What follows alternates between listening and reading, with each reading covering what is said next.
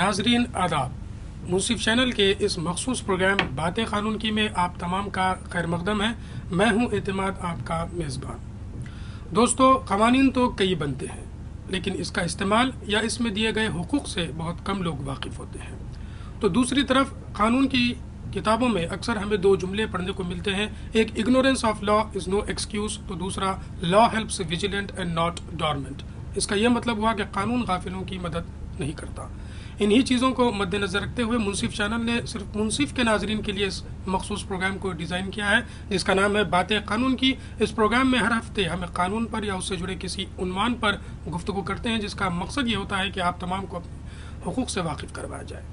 तो आइए नाजरीन, जानते हैं आज का उन्वान। आज का हमारा उन्वान पिछले एपिसोड पर जुड़ा है, यानी इंडियन पीनल कोड पर आज हम गुफ्तगू करेंगे, ताज़ीरात हिंद 1860। और इस उन्वान पर गुफ्तगू करने के लिए आज फिर से एक बार हमने ज़हमत दी है हैदराबाद दक्कन के एक मशहूर और मारूफ कानूनदान, जो किसी तारुफ के मोहताज नहीं, ना ही हिंदुस्तान में बल्कि बैनुल अक़वामी सतह पर भी आप शोहरत रखते हैं। मैं बात कर रहा हूँ जनाब रफ़तुल्लाह एडवोकेट साहब की।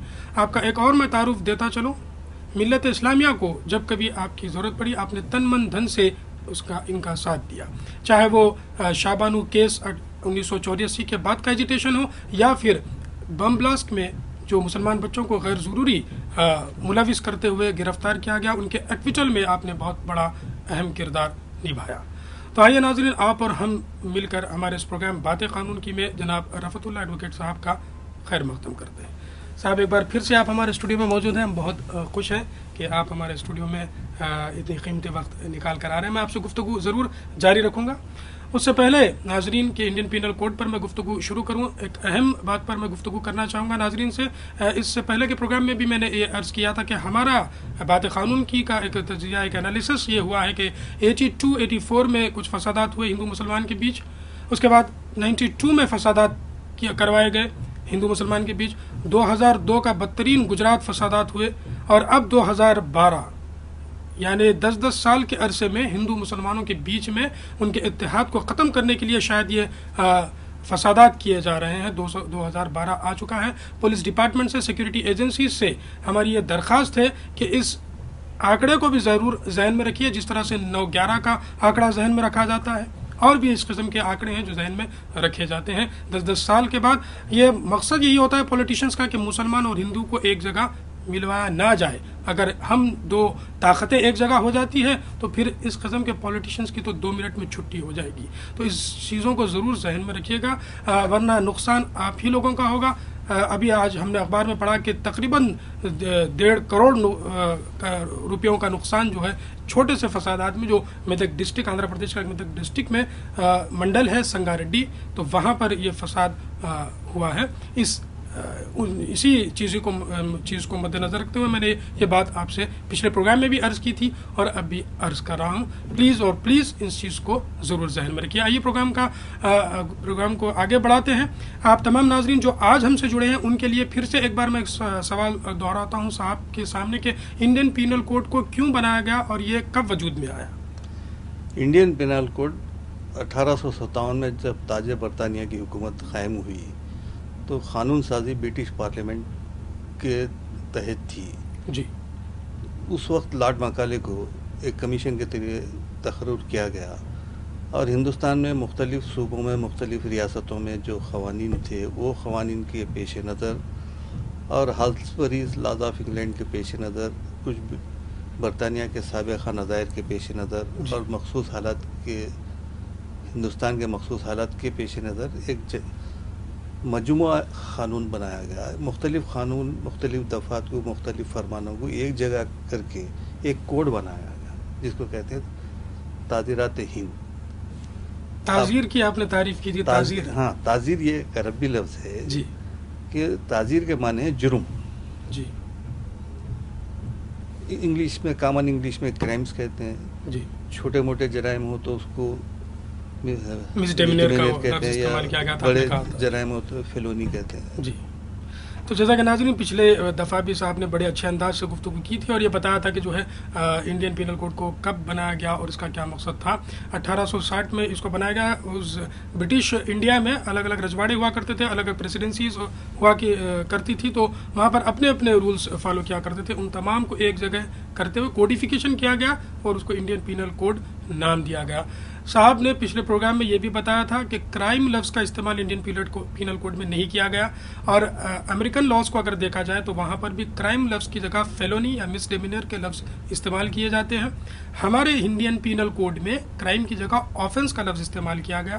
اس کے ساتھ ساتھ آفنسز کس قسم کے ہوتے ہیں اس پر بھی ہم نے گفتگو کی, کس قسم کی سزائیں دی جاتی ہے اس پر بھی ہم نے گفتگو کی تھی. سزا سب سے پہلی سزا تو ہے ڈیتھ پینالٹی یعنی پھانسی کی سزا, دوسری ہے لائف امپریزنمنٹ, تیسرا ہے امپریزنمنٹ میں سمپل امپریزنمنٹ اور rigorous imprisonment, four feature of property بھی ہے اور چھوٹے کرائمز میں فائن بھی دیا جاتا ہے.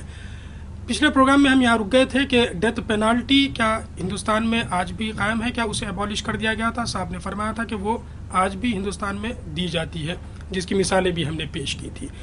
صاحب کا اوپینین تھا کہ اس کو برخاست کر دیا جائے. کیوں برخاست کر دیا جائے؟ صاحب نے اپنا ذاتی اوپینین بھی اس پر پیش کیا.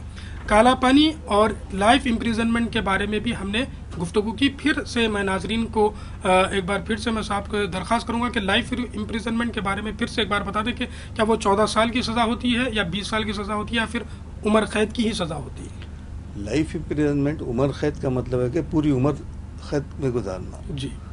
دفعہ 433 اے CRPC کے تحت اسٹیٹ گورنمنٹس کو, سینٹرل گورنمنٹ کو اختیار دیا گیا کہ وہ سزاؤں کو تبدیل کر سکے, سزائیں کم کر سکے.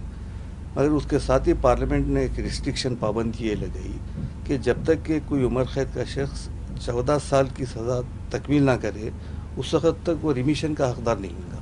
جی.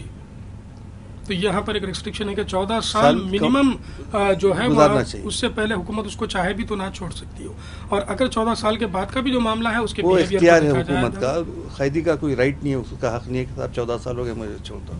جی, کسی قسم کا وہ رائٹ صرف حکومت کا اختیار ہے. اور یہ اختیار کیوں دیا گیا کچھ بتا سکتے ہیں آپ؟ کچھ مخصوص حالات کی وجہ سے اختیار دیا گیا کہ چونکہ جیل میں رہنے کے بعد کئی لوگ اپنے آپ کو بدل جاتے ہیں. جی.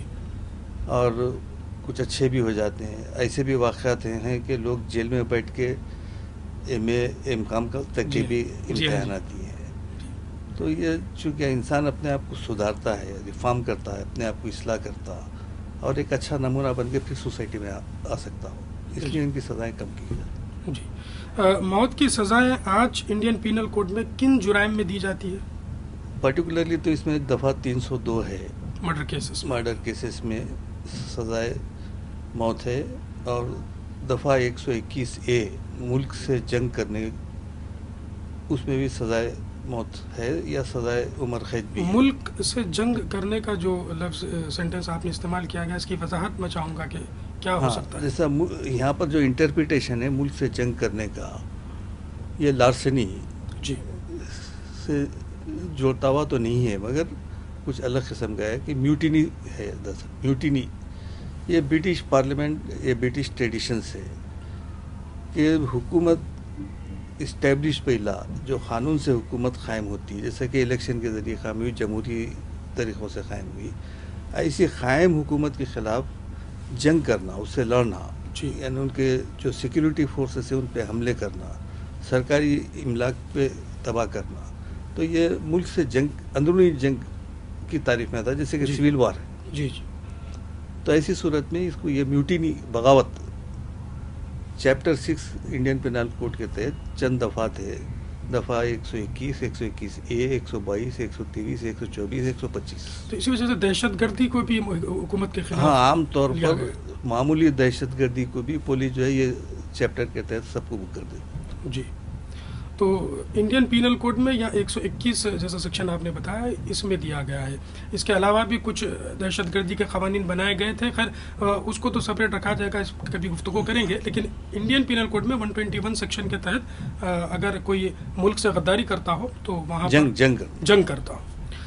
صاحب کی اجازت سے میں ناظرین کو ایک اور چیز سنانا چاہوں گا کہ مسلم معاشرے میں یعنی اسلامک قانون کے حساب سے بھی ان سزاؤں کو بتایا گیا ہے، یعنی موت کی سزا کا جو حکم دیا گیا ہے قرآن شریف میں، کہ اگر کوئی شخص حکومت سے یعنی ریاست جو بھی ریاست سے اگر غداری کرتا ہے یعنی کھلے عام دشمنی کرتا ہے، اس کی مثال یوں دی جا سکتی ہے کہ اگر کوئی قتل کرتا ہے تو اس کا ایگزیگریٹڈ فارم جو ہوگا وہ ہوگا دہشت گرد، اور اگر زنا ہے تو اس کا ایگزیگریٹڈ فارم جو ہوگا وہ ریپ ہوگا۔ اسی طریقے سے مان لیا جائے کہ کھلے عام کوئی شخص اگر یہ سامنے حکومت کو چیلنج کرے کہ میں یہ کر رہا ہوں جس کا جو کام ہے آ کر مجھے پکڑے، تو اس کو کہتے ہیں کہ حکومت کے اگینسٹ میں اعلان جنگ کرنا۔ ان حالات میں 5 سزاؤں کا اسلام نے ذکر کیا گیا ہے۔ سب سے پہلی سزا اس کے بارے میں یہ بتائی گئی کہ اس کو عبرتناک طریقے سے اس کو قتل کر دیا جائے۔ اب عبرتناک سزا کس کو کہا جائے گا، کس قسم سے عبرتناک اس کو سزائیں دی جائے گی، یہ پھر معاشرے پر چھوڑا گیا ہے۔ دوسری چیز اس کو یہ دی گئی، بتایا گیا کہ اس کو کروسیفائڈ کر دیا جائے۔ تیسرا، اس کو سزا اس طریقے سے ملنی چاہیے کہ اس کے جو ہاتھ پیر ہیں مخالف سمت میں کٹ کر دیے جائیں۔ اور چوتھا، اس کو یہ سزا دی گئی ہے کہ اگر حکومت چاہے تو اس کو شہر بدر کر دے۔ یہ بات میں نے اس لیے چھیڑی کہ صاحب نے اس سے پہلے پروگرام میں کہا تھا کہ آپ کے اوپینین میں قتل کی سزا کو پھانسی کی سزا کو برخاست کر دیا جائے، تو شرعی طریقے میں بھی کچھ گنجائش رکھی گئی ہے۔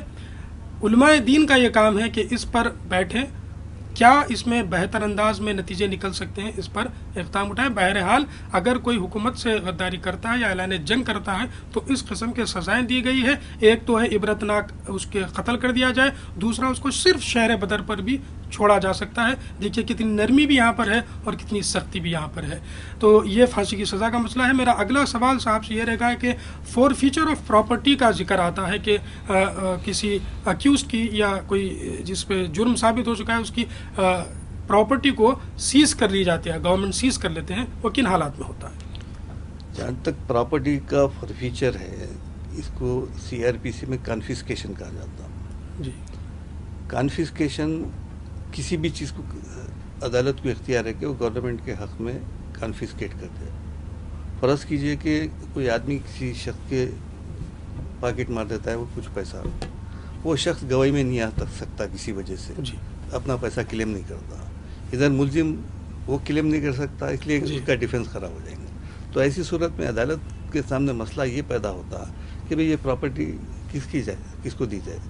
جس کی سرخہ ہوا وہ آدمی نہیں ہے، جی، جو سرخہ کیا ان کلیم نہیں کر رہا، ایسی صورت میں وہ حکومت کے حق میں فورفٹ کرتی ہے۔ اور دوسری چیز یہ امپورٹنٹ یہ ہے کہ کوئی بھی چیز، چاہے وہ چاقو ہو یا کوئی بھی چیز ہو یا ٹرانسپورٹ گاڑی ہو یا آپ کی موٹر سائیکل ہو، اگر دوران آفنس میں، جرم کے دوران میں اگر اس چیز کا استعمال کیا گیا ہے تو وہ چیز لائق فارفیچر ہے، ضبط کر لی جائے گی۔ جی، اور فیصلے کے بعد اگر وہ چیز کو یا تو تلف کیا جاتا یا حکومت کے حق میں دے دیا جاتا، جیسا کہ لوٹ مار ہے۔ لوٹ مار میں جو مال ہاتھ کو لگتا، کچھ لوگ اس کو آئیڈینٹیفائی نہیں کرتے عدالت میں کہ یہ انہی کا مال ہے، جی، لازماً عدالت وہ جو سیز پراپرٹی کو گورنمنٹ کے حق میں فورفیٹ کرتی ہے۔